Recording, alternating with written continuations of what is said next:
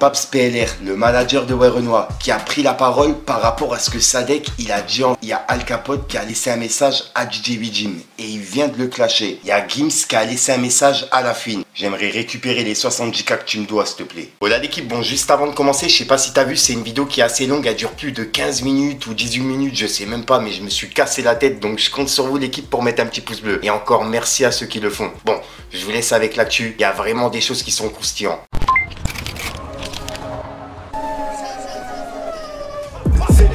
Ça prend pas la serre. Gros, je vois tout comme Chico. Wesh équipe, j'espère que vous allez bien. Bon, nouvelle semaine, c'est lundi. J'espère que t'es bien installé, que t'as tout pris, car moi je commence directement. Voilà l'équipe, j'espère que vous allez bien. Bon, pour commencer la petite actualité du lundi, on va parler de Niro, qui est passé en interview sur Boom Boom, et c'est fait par Alexandra Roust. Et je viens juste de la regarder, et j'ai vraiment kiffé. En gros, il parle justement de sa vie de famille, du rap, de sa carrière, etc. Et franchement, Niro en interview, je kiffe de ouf, tu vois. Tu vois vraiment l'humain qu'il y a derrière. Donc je vous invite à aller voir, je le mets directement en description de l'équipe. Ensuite, on va aller voir du côté de Babs PLR, le manager de Werenoi, qui a pris la parole par rapport à ce que Sadek il a dit en vidéo et ce qu'il avait mis en story, ce qu'on a vu en vidéo. On peut voir que Babs il a dit: regarde fils, il y a 8 ans, tu touchais 10K par show, t'étais déjà disque d'or ou platine. Moi, j'étais dans mes affaires. Un seul centime, je ne l'ai pas pris, ni demandé. J'étais juste heureux de te voir réussir.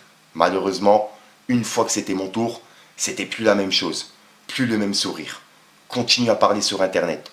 On peut se voir quand tu veux. Appelle-moi quand tu rentres sur Paris. Et il a mis un emoji qui adore. Et là, c'est visé pour Sadek, par rapport à ce qu'il a mis en vidéo il n'y a pas longtemps. Et juste après, il a dit: malheureusement. Et on peut voir que c'est une publication de Sadek qui demandait la libération de Babs quand il était en prison. Et juste après, il a dit: des gros bisous. Et il a publié cette vidéo de lui avec Sadek. C'est la réponse de Babs PLR, le manager de Werenoi, par rapport à ce que Sadek il a dit et tout ce qui s'est passé entre temps, tu vois, les clashs, etc. Dites-moi dans les commentaires ce que vous en pensez. Regardez. Avec ça, avec mon petit, que je vais le hagar mais y'a rien. Mon petit, je vais le hagar. Je vais le hagar mais y'a rien. J'ai hagar toute sa vie. Je la hagar mais y'a rien. Avec mon... Ensuite, en vous parlant du manager de Werenoi, Babs, on va aller voir du côté de PLR Music, sa boîte de musique, qui vient de laisser elle aussi un communiqué, et c'est par rapport à la mise en garde à vue de Babs PLR. On peut voir que c'est écrit: PLR Music, label, édition et production musicale, communiqué officiel.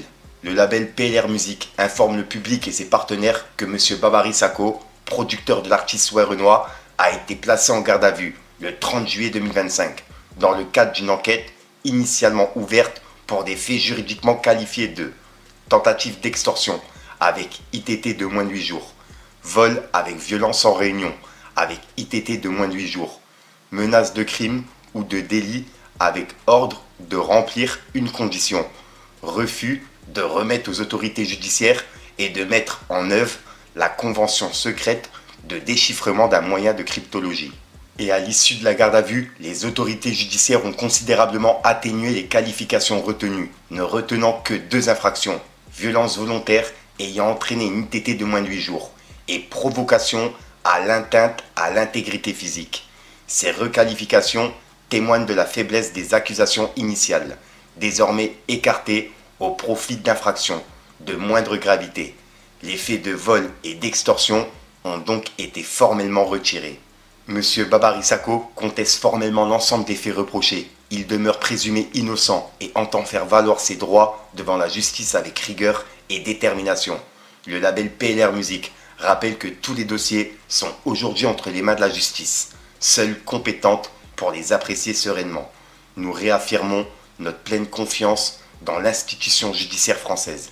Par ailleurs, Monsieur Babary Sako et le label PLR Music ont d'ores et déjà déposé plainte à Paris et à Dubaï pour le recouvrement de sommes indûment soustraites, dans le but qu'elles soient remises aux enfants du regretté artiste Werenoi, conformément à l'engagement moral et affectif qui les anime. Le label PLR Music appelle au respect du temps judiciaire, à la présomption d'innocence et à la retenue sur les réseaux sociaux. Aucune haine envers quiconque ne saurait se substituer à la justice. Laissons la justice faire son travail, avec calme, dignité et respect. Et c'est signé la direction de communication et des affaires juridiques de PLR Music, tu vois. Donc c'est la boîte de musique qui a pris la parole par rapport à Babary Sako, le producteur de Werenoi. Dites-moi dans les commentaires ce que vous en pensez, et ça fait suite à tout ce qu'on a vu. Ensuite, ça aussi, je m'y attendais pas du tout. Et juste avant d'aller voir justement les messages de Gims, Booba, etc., il y a Gims qui a laissé un message à La Fouine. Et il vient juste de le mettre. En gros, il a dit: La Fouine, tu es difficile à joindre. J'aimerais récupérer les 70K que tu me dois, s'il te plaît. Je voulais pas en arriver là, mais bon, ici, c'est sûr que tu vas lire. Et arrête de parler d'oseille, de millions dans tes sons, s'il te plaît. Viens déjà payer le studio, les employés. Merci. Et c'est le message que Gims il vient de mettre en identifiant La Fouine. Et là, il attend une réponse de La Fouine pour 70 000 €. En gros, il y a La Fouine qui lui devrait 70 000 €. C'est ce qu'il est en train de dire dans le message. Et juste après, il a dit: c'est pas du buzz, c'est pas un feat qui se prépare. J'ai refusé 14 fois de chanter avec lui. Depuis Section d'Assaut, il insiste. Je ne veux pas chanter avec toi, La Fouine. T'arrives à lire ça? Donc, s'il te plaît, ramène le zinguet. Et il a mis un billet en emoji. Donc ouais, c'est vraiment bizarre. J'ai l'impression que moi, c'est un coup de buzz parce que il y a La Fouine qui avait annoncé la sortie de son nouveau projet. Enfin, qui a annoncé. Il a dit comme quoi il préparait la deuxième partie de son projet. Donc ouais, je sais pas si c'est un coup de buzz qui est en train de se préparer, mais c'est vraiment bizarre. Dites-moi dans les commentaires ce que vous en pensez. En tout cas, pour l'instant, il a mis juste les deux messages là. Donc on reste sur un doute.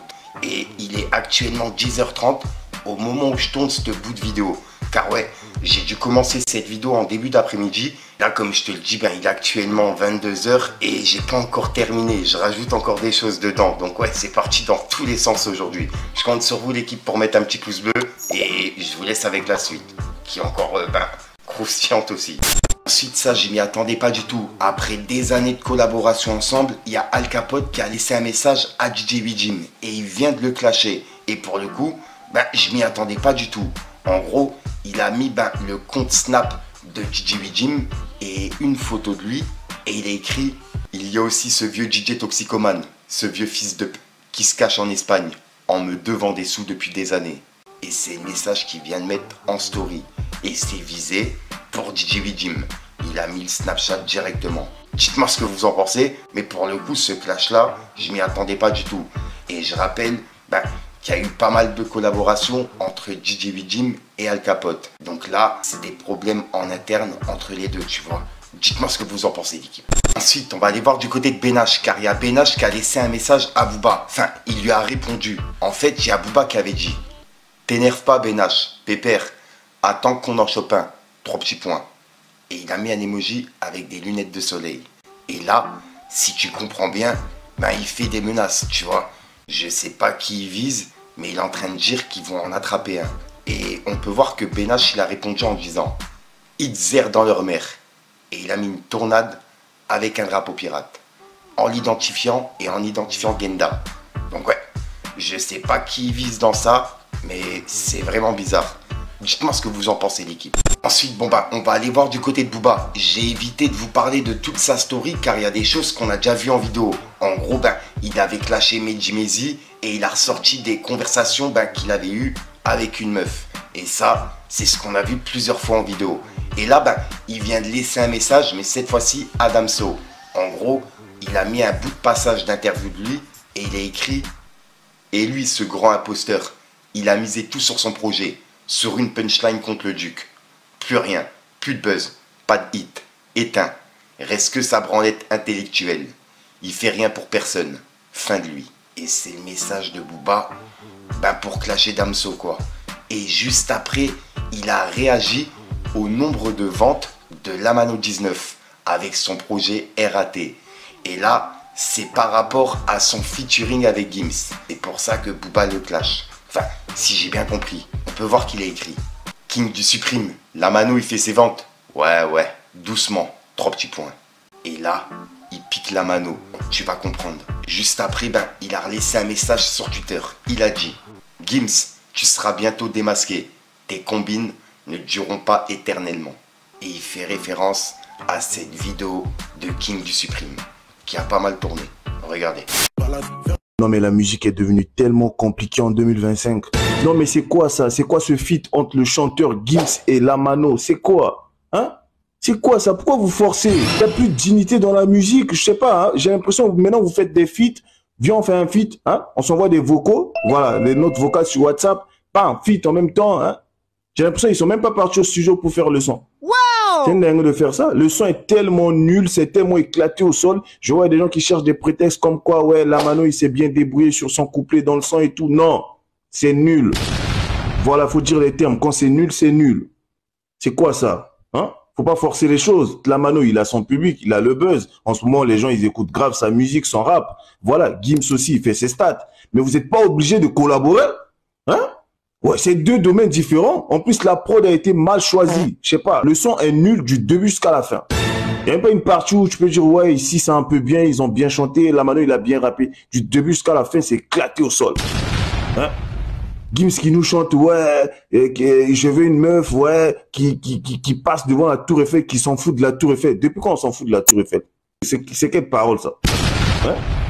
Oh. Une dingue de faire ça. La musique est devenue tellement compliquée en 2025, j'ai l'impression que vous forcez. Si vous n'avez plus de flow, arrêtez. Arrêtez la musique, c'est mieux. Les artistes, les chanteurs, les rappeurs ne sont pas obligés de collaborer ensemble. Quand deux styles ne vont pas ensemble, il ne faut pas forcer. Là, vous forcez. Hein? Pour des stats, vous forcez. J'ai l'impression que les gens dans la musique, ils n'ont même plus de dignité. Viens, on fait un feat. Ouais, viens, vas-y. Enregistre ta partie, moi j'enregistre ma partie, on publie et tout. Voilà, on se fait l'état, là, voilà, on s'en fout. C'est une dingue de faire ça. C'est nul, c'est éclaté au sol. Le son est éclaté. Voilà. Allez, supprimez ça. Allez, corbeille! Et pour clôturer du côté de Booba, enfin pour l'instant, il a publié un communiqué et ça fait référence à son agence Starting Block qui a justement 200 cas de dette. Enfin, c'est ce qu'on a vu dans un article. Et là, on peut voir que Booba, il a publié ce communiqué et il a écrit communiqué. Il est important de mettre un visage sur la diffamation. Et il fait référence à Claire Dabrowski, qui faisait partie de l'équipe et qui a lancé l'agence avec Booba et Anne Cibron, sa manageuse. Et dans le communiqué, on peut lire: suite à des désaccords fondamentaux avec la gérante de Starting Block, Claire Dabrowski, dans la gestion et la stratégie de la société, dont l'absence de transparence, nous avons informé cette dernière vouloir céder nos parts sociales et récupérer les comptes courants. À la suite de cette demande, Madame Dabrowski a pris seule la décision de placer la société Starting Block en liquidation judiciaire, à l'exception des investissements personnels de ses associés. La société Starting Block n'avait aucune dette extérieure. À notre connaissance, la seule dette est celle de la rémunération que Claire s'était octroyée. Booba n'est ni endetté ni en faillite. Fake news. Booba, c'est signé par lui-même. Et voilà, et en gros, c'est le communiqué que Booba il a mis sur Twitter en réponse à l'article qu'on a vu là il y a quelques jours et à Claire Dabrowski. Et en gros, si j'ai bien compris, dans le communiqué, il dénonce des rumeurs de faillite en raison de désaccords avec Claire Dabrowski sur la gestion de Starting Block. Et il a voulu céder ses parts. Et elle a elle seule décidé de la liquidation judiciaire. La société, elle n'avait pas de dette externe, seulement sa rémunération auto-octroyée. Et c'est ce qu'il a expliqué dans le communiqué. Dites-moi dans les commentaires si je me trompe. Et pour continuer par rapport à ça, Booba, il a mis une vidéo de elle en story qui parlait justement de Starting Block, l'agence. Et il a écrit « Bientôt la vérité sur ce sombre personnage qui a un peu de mal à s'exprimer. Les athlètes. 3 petits points. » Et c'est Claire Dabrowski qui parlait de l'agence pour Big Media. Regardez. Quand on vous ferme une porte, rentrez par la fenêtre. Ils finiront par dire oui. Bonjour, je suis Claire Dabrowski, je viens de créer il y a 6 mois l'agence Starting Block avec le rappeur Booba et sa manageuse Anne Cibron. Une agence qui veut prôner une influence éthique et responsable. On représente 10 talents aujourd'hui en exclusivité qui viennent de l'univers des arts urbains. Les arts urbains, ça veut dire des athlètes, ça veut dire des graffeurs, ça veut dire une tatoueuse, de la gastronomie. C'est en fait tous les domaines de la société qui sont aujourd'hui touchés par l'urban culture qui remplace peut-être la pop culture. J'ai avancé, j'ai eu une vie, une carrière importante, j'ai décidé d'être entrepreneur. Il y a des moments où j'ai fait faillite, je me suis relevé, j'ai eu des enfants et finalement ça s'est très bien passé. Je dis pas que c'est accessible à tout le monde, voilà, avec beaucoup de conviction, un peu de patience comme un entrepreneur masculin et en plus nous on a le sourire et l'humour. Alors je suis devenue entrepreneuse parce que je pense que j'étais déjà un petit peu dans l'entreprise et que ils le vivaient mal en fait, je pense les gens autour de moi, et que cette indépendance, cette capacité à pouvoir choisir ses projets était pour moi essentielle. Et puis il y a des gens qui m'ont appelé à le devenir, comme Jamel Debbouze après la direction des magazines de France 2, qui voulaient que je l'accompagne, et c'est vrai que c'est aussi des gens comme ça qui m'ont donné envie de devenir indépendante. Il y a ceux que moi j'invente avec mon équipe parce que on essaie d'avoir le doigt sur le pouls de la société. Il y a que des gens de 25 ans autour de moi, c'est très important. J'ai toujours été entourée de gens de 25 ans. Et puis il y a des gens qui viennent vers nous et on essaye de sélectionner les projets selon la pertinence du message qui est passé et qui correspond aussi à ce que les gens peuvent ou veulent entendre. C'est important de ne pas vouloir dire absolument des choses dont tout le monde se fout en fait. Et aussi la conviction de la personne qui les propose. Y croire vraiment dur comme fer parce qu'il va entendre beaucoup de choses qui vont lui expliquer que c'est nul son idée. Être patient, mais être extrêmement entriste. Quand on vous ferme une porte, rentrez par la fenêtre. Ils finiront par dire oui. Ensuite, on va aller voir du côté de Gims, car il y a Gims qui vient de clasher Booba. Car Booba, il est accusé d'avoir volé un son fait par intelligence artificielle. Le morceau Booba feat Gims, qui s'appelle La Série. Et c'est généré par IA. Et en gros, il y a des personnes qui disent comme quoi il l'a recyclé pour son titre BD en featuring avec Benache. Et il y a Gims qui vient de le clasher par rapport à ça. Il a dit: Eli Yamamoto, t'es toujours le boss à Tokyo? Point d'interrogation. Et il a mis des emojis qui pleurent de rire. Et juste après, il a retuité un tweet d'une personne qui disait: Waouh, la honte, il a la bite de Gims dans la bouche là. Et ensuite, il a clôturé par un tweet qui dit: le grand businessman envoie les chiffres du whisky, ou plutôt du saké. Et juste après, il a mis un tweet qui dit: Booba face à la justice. Son agence d'influence ferme sur décision du tribunal avec 210 000 € de dette. Et Gims, il l'a mis en story en disant: envoie-moi ton RIB, Eli, on va gérer. Et il fait référence à la dette de 200 000 € que Starting Block doit. Enfin, c'est ce qu'on a vu dans l'article. Ensuite, pour que cette vidéo soit vraiment carrée, on va aller voir du côté de Booba qui vient de réagir à cette rumeur. Comme quoi, il a volé un son fait par IA. En gros, il y a une personne qui a dit: il a volé donc une propre copie de lui-même. MDR, va te coucher, demain tu te lèves tôt. Et Booba, il a répondu avec des emojis morts de rire. Et il l'a mis en story en disant: du coup, l'IA va porter plainte. Et il a mis des emojis qui pleurent de rire. Et c'est la réponse de Booba par rapport à ça. Donc là, il nie pas avoir utilisé justement un son fait par IA. Enfin, si j'ai bien compris. Dites-moi ce que vous en pensez, les gars. Et juste après, Booba, il a dit: Gims, j'aime te voir comme ça, désespéré, petit joueur de dames. Et il répond à tout ce qu'on vient de voir de la part de Gims. Et juste après, il a remis des vidéos qu'on a déjà vues et qu'il a déjà partagées sur Gims. Et il a écrit: Gims, ça en est où ta plainte? Baltringue, tu dors mal la nuit, tu as déjà perdu ton couple, tu te fais racketter depuis section d'assaut, fais pas le voyou, tu as annulé ta date à Miami, repose-toi Bilal. Et il a mis un emoji avec des lunettes de soleil. Et je pense que ça fait référence au fait que Gims, il est toujours des lunettes de soleil, t'as capté. Donc voilà. Et il a publié 2-3 extraits sur Gims. Je vous partage une des vidéos. Regardez. Jim parle à ses athées, lance un pic au fantôme Booba. J'arrive à faire les shows que je veux faire. Ne pas être esclave du regard des autres. Moi, ça fait longtemps que je vis dans des tourbillons médiatiques, du lynchage quelquefois médiatique. J'ai traversé des polémiques et des polémiques. Totem a toujours été là. On a connu le fond, on a connu le sommet. Et là, on est encore au sommet depuis 2002. Ne vous arrêtez jamais sur le regard des autres. Les réseaux, c'est ton téléphone. Ouais, c'est ça. Quand tu le coupes, il n'y a plus personne. Il n'y a plus personne. Je n'ai jamais vu quelqu'un arriver devant chez moi me dire ce que je vois sur les réseaux. Donc ces gens-là sont des fantômes pour moi. Ils n'existent pas. C'est ça la réalité. C'est ça que là, c'est un message que je passe aux gamins. Vous arrêtez pas ça. Que ce truc-là ne vous renvoie pas à l'hôpital ou sous des antidépresseurs. Ça ne vaut pas la peine. Faites ce que vous devez faire une bonne fois pour toutes. Allez au bout des choses. Parce que personne ne va y aller pour vous. On peut vous accompagner jusqu'à l'avant-dernière marche. C'est tout. La dernière marche, c'est toi qui dois la franchir. C'est toi. La dernière marche, elle est personnelle. C'est toi qui franchis ce truc-là. C'est toi qui vas monter cette marche-là. Donc ça reste dans ta poche. Voilà, donc voilà l'équipe, c'est tout pour cette petite vidéo actu. Comme d'hab, si jamais tu as de l'actualité, n'hésite pas à me contacter en privé. Je te mets mes réseaux à l'écran, tu as Instagram, Snapchat, etc.